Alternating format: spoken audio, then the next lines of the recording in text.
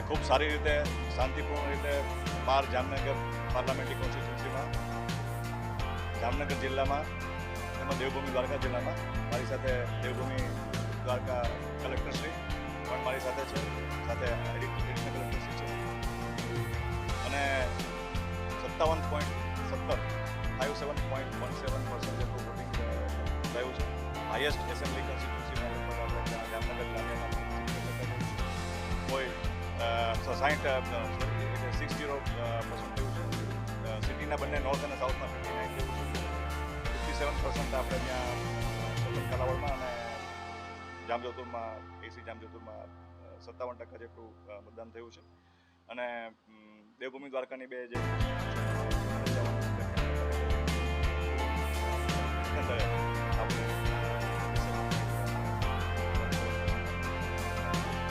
આ રીતે કોઈ બનાવ બન્યો નથી. બધા શાંતિપૂર્ણ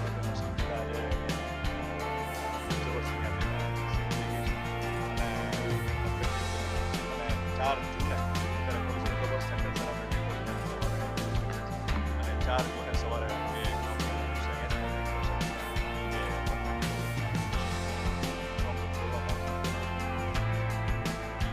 જામનગર 12 પાર્લામેન્ટરી કોન્સ્ટિટ્યુન્સી અંતર્ગત દ્વારકા જિલ્લામાં 81 ખંભાલિયા અને 82 દ્વારકા એસેમ્બલી સીટનો સમાવેશ થાય છે. દ્વારકા જિલ્લાની વાત કરીએ તો 55% પ્લસ વોટિંગ થયેલું છે. ખંભાલિયામાં 56% વોટિંગ થયેલું છે અને દ્વારકામાં 53% વોટિંગ થયેલું છે. તમામ મતદાન મથકો પર શાંતિપૂર્ણ રીતે થયેલું છે. ખંભાલિયા અને દ્વારકાની જે ઈવીએમ્સ છે જે અત્યારે જામનગર ખાતે સ્ટ્રોંગ રૂમ ખાતે સીલ કરી દેવામાં આવેલા છે.